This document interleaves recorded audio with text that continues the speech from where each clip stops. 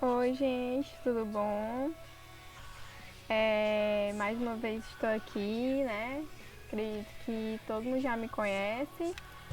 Meu nome é Carla Gabriela e estou aqui mais uma vez para ajudar vocês na disciplina de planejamento e projetos estratégicos. Porém, a gente já acertou alguns detalhes sobre essa disciplina, né? Daquela questão lá, se vocês terem visto alguns assuntos antes. Por isso, nessa disciplina a gente vai tentar voltar um pouco às origens do planejamento, vamos dizer assim, do início das definições do planejamento estratégico dentro da ciência de administrar, certo? Para iniciar esse tema, né, vamos dizer assim, se vocês pegarem o e-book que eu disponibilizei para vocês, vocês vão ver que vai ter esse subtópico, a administração e o planejamento estratégico. Por quê? Porque a gente sabe que apesar do planejamento ser uma técnica, ser um conceito muito utilizado por nós dentro da administração, ele não é unicamente utilizado na nossa área, claro, né? O planejamento ele é um processo que tem um fundo, né, administrativo, mas ele pode ser utilizado para todas as áreas. Aliás, deve ser utilizado para todas as áreas. Esse um dos motivos que a nossa profissão é tão importante, né? Porque justamente esse planejamento ele vai dar esse direcionamento para o alcance de metas, né? Que vocês já muito bem sabem disso, que a gente falou tanto na disciplina passada. E aí, dentro de alguns conceitos até científicos mesmo, esse planejamento foi sendo utilizado, né? Esse conceito de planejamento e essa técnica mesmo foi sendo utilizada em várias áreas em função de aumentar, de melhorar algumas práticas, né? Enfim, e por isso que iniciando esse assunto ele coloca a administração e o planejamento estratégico. Dentro disso, ele vai destacar principalmente a abordagem sistêmica das organizações, para poder falar do processo de planejamento.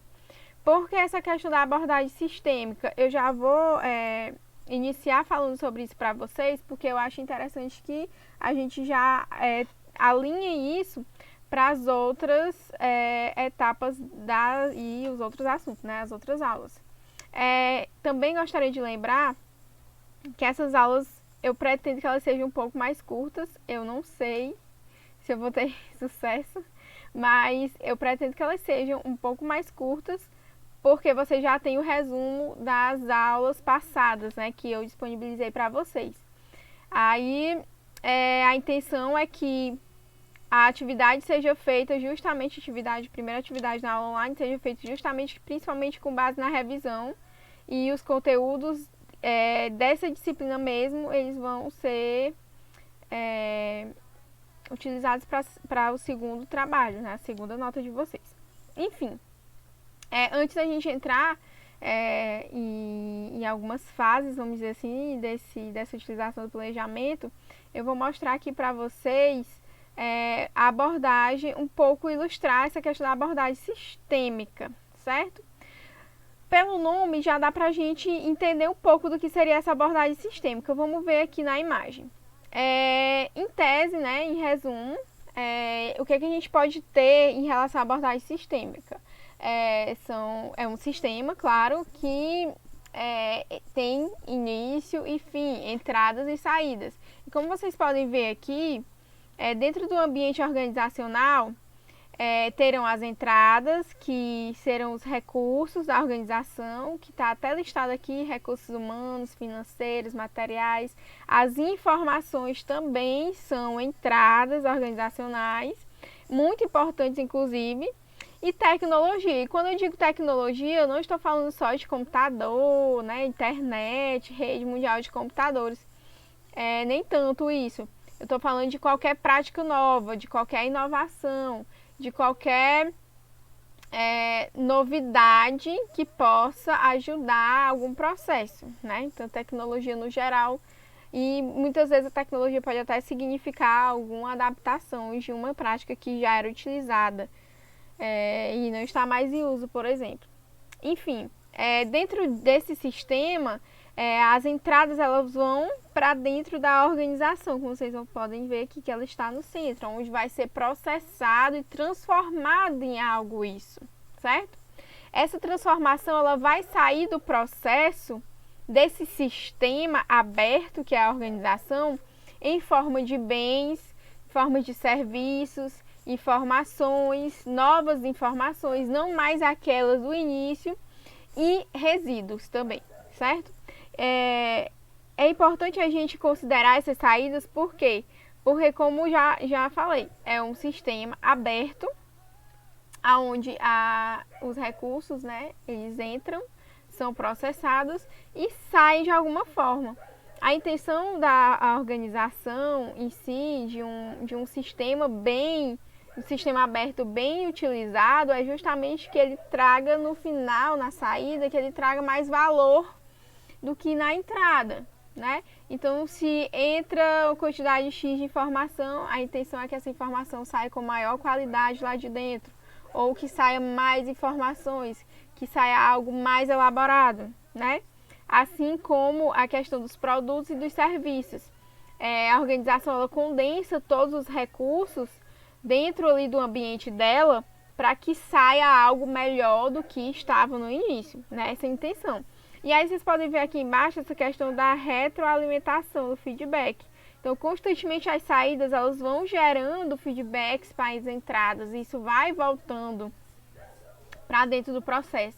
Até porque esse processo geralmente o processo organizacional de sistema aberto, ele é um processo que ele precisa desse ciclo, né?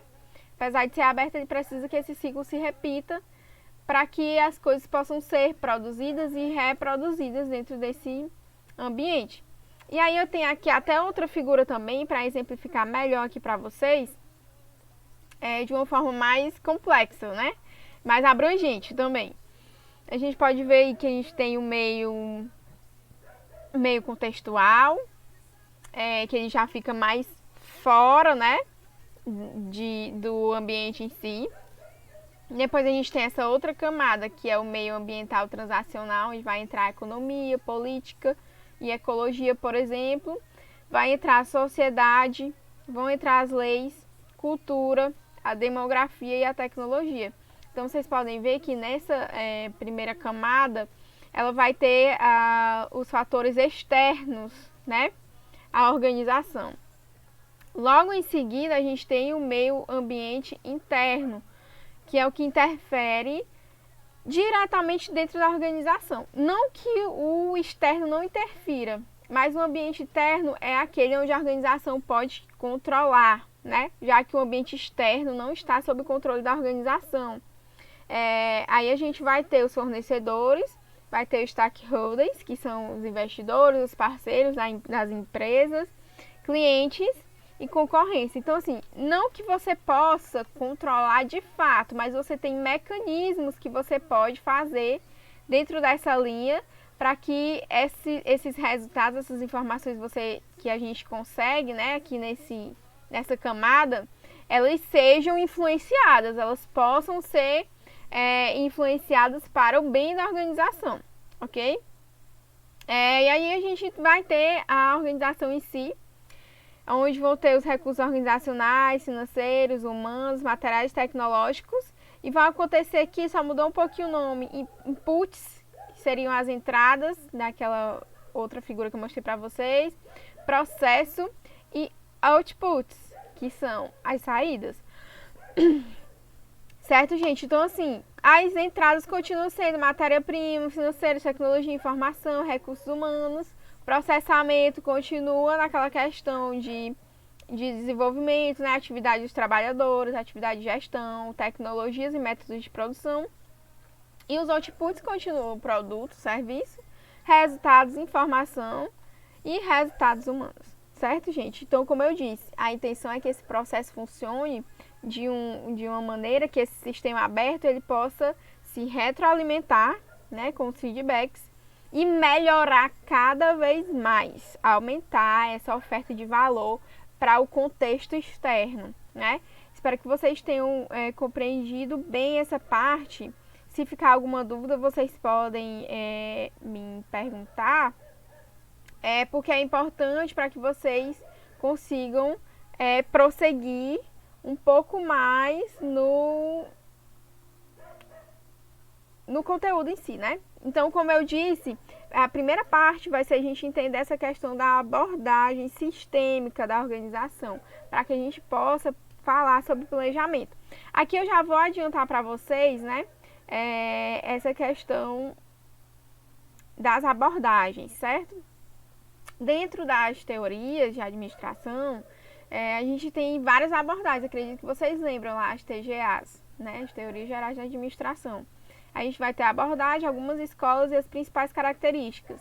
Aí a gente tem a abordagem clássica, com as escolas, né, de administração científica, da teoria clássica da administração, e o foco era nas organizações e na produtividade do trabalho, né? Então a gente lembra do Fordismo, Taylorismo, aquelas primeiras teorias, que as primeiras estratégias, vamos dizer assim, de produção, de produção industrial, né?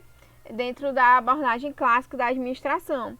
E aí, claro, como todo sistema deve ser retroalimentado e a sociedade ela vai mudando, as pessoas elas vão necessitando de outras coisas, elas vão mudando também a mentalidade, isso vai evoluindo, e a gente evoluiu para uma abordagem humanística, como vocês podem ver aqui, com a teoria das relações humanas, onde o principal foco era no fator humano, né? A gente tinha esse cuidado com as pessoas que ficou um pouco de lado na abordagem clássica, né? A preocupação, se vocês lembrarem até daquele filme Tempos Modernos, eu não sei se vocês já assistiram, mas eu posso até colocar de indicação para vocês, aquele filme com Charlie Chaplin, ilustra muito bem toda essa questão da abordagem clássica da organização, onde a produtividade, a especialização do trabalho era algo muito forte, né? O trabalhador, a saúde do trabalhador acabava ficando em segundo plano. Por conta disso, desse foco, as organizações evoluíram para essa abordagem humanística. Depois a gente teve a abordagem neoclássica, né? Quando a gente teve a teoria neoclássica da administração, a administração por objetivos, que tentava um pouco condensar ali, né? Um pouco das outras fases que a administração já tinha vivido, né? Trazendo, claro, sempre suas contribuições. Após isso, a gente tem a estruturalista, onde o foco, né, das escolas era o modelo burocrático, né, estruturar a administração, certo? Como vocês podem ver aí. E o foco era na estrutura do trabalho, processos, né? Controle de processos, controle de fluxos, né? Controle de resultados. Então, na estruturalista, a gente tem mais esse enfoque do controle, da estruturalização, né? Até difícil de falar, mas é realmente voltada para essa questão de organizar melhor, e vem até aquela parte um pouco da burocracia, né? Mas a burocracia ela é necessária para o controle, porém acabou ficando um pouco descontextualizado, né? Quando a gente coloca assim, pela questão do Brasil, né? Que a gente vê que muitas burocracias elas são principalmente para atrapalhar os processos. Mas nesse caso, na abordagem estruturalista, era voltado para a melhoria dos processos, para melhorar a qualidade. Vocês sugeriram até o tema qualidade para a gente discutir também nessa disciplina. Então também a gente vai ver um pouquinho disso. Aí a gente evoluiu para a abordagem comportamental, onde a gente teve a teoria comportamental, né, da administração, teoria de desenvolvimento organizacional também, onde o foco no comportamento humano. Então, assim, lá na humanística, a gente tinha um foco na pessoa em si. Aqui na abordagem comportamental, a gente tem o foco no comportamento da pessoa. Então, a gente entende, né, nesse período, que foi importante para a evolução das teorias de administração, claro, como todos, a gente entende o quê? Que as pessoas, o comportamento das pessoas, ele influencia no dia a dia da organização. Então, esse comportamento, ele pode ser influenciado, ele pode ser desenvolvido. Valores não podem ser desenvolvidos em pessoas, né? Não por uma organização, mas valores podem ser equilibrados, né? Podem ser alinhados, e com base nisso eu posso tentar reforçar comportamentos para melhorar a produtividade do meu colaborador, por exemplo. Então, a abordagem comportamental, ela trabalha com essa evolução de comportamento humano, certo? Ela analisa tudo isso. Aí a gente vai para a abordagem sistêmica, né? Onde o nome é abordagem sistêmica, onde a gente vai ter princípios e conceitos sistêmicos, cibernética e administração, teoria da matemática da administração, teoria geral dos sistemas, o homem funcional, e o foco era no funcionamento das organizações enquanto sistemas abertos. Então, isso que eu falei para vocês no início da aula, nessa questão do sistema aberto, ele foi bem estruturado nessa fase da administração, nessa abordagem sistêmica, certo, gente? Aí a gente evolui para a abordagem contingencial, onde a gente tem a teoria da contingência, mapeamento ambiental, desenho organizacional, a adocracia e o homem complexo. Essa contingencial, ela é o princípio da modernidade, né? Então, é onde eu analiso a organização como um todo e as minhas decisões, elas dependem de tudo que está acontecendo, não só no ambiente externo, mas no ambiente interno da minha empresa. E eu entendo que isso, ele vai ser determinante. Então, nem sempre o que funciona para uma empresa vai funcionar para outra, mesmo sendo uma situação muito parecida, né? Então, nessa abordagem da contingência, onde a gente entende isso com mais força, entende, né, evolui a questão do homem funcional, um homem apenas, como na abordagem sistêmica, um homem apenas importante ali dentro da sua função.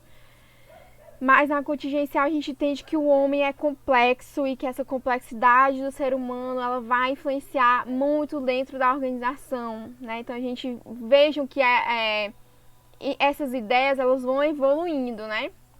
E aí a gente tem a abordagem da contemporaneidade, né? A abordagem de contemporaneidade, que é justamente onde vai falar da administração participativa, questão democrática, vai falar administração japonesa, administração holística, né? O que é essa questão da holística? É onde eu penso não somente no geral, mas eu penso no específico, né?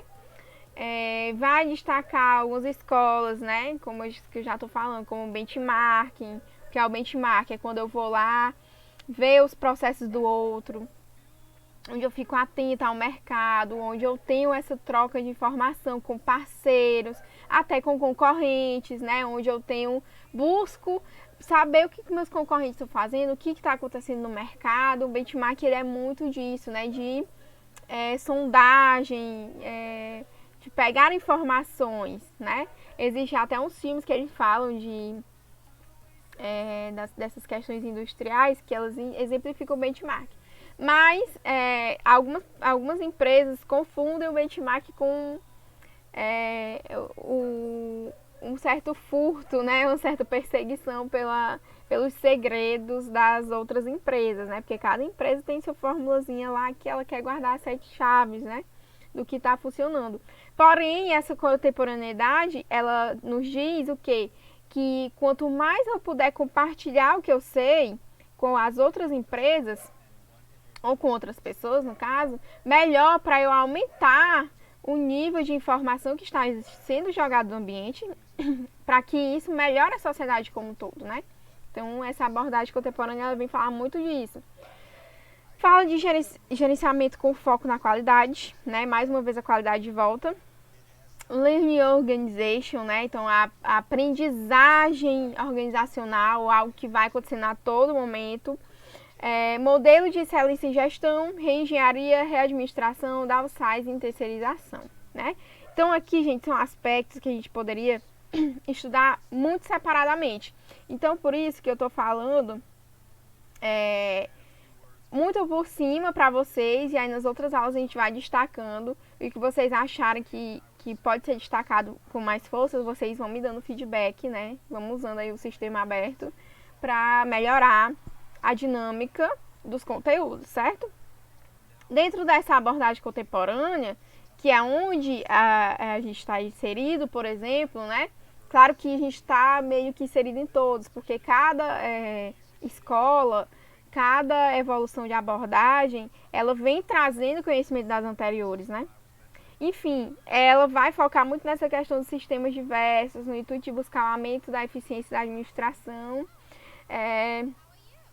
mesmo que ainda não tanto estruturadas teorias assim, focadas como nas outras. Vocês podem ver a quantidade de escolas que tem nessa contemporaneidade. A complexidade ela vai aumentando, né, dentro da organização. E aí, gente, como eu falei, a gente pode detalhar isso daí nas outras aulas, certo?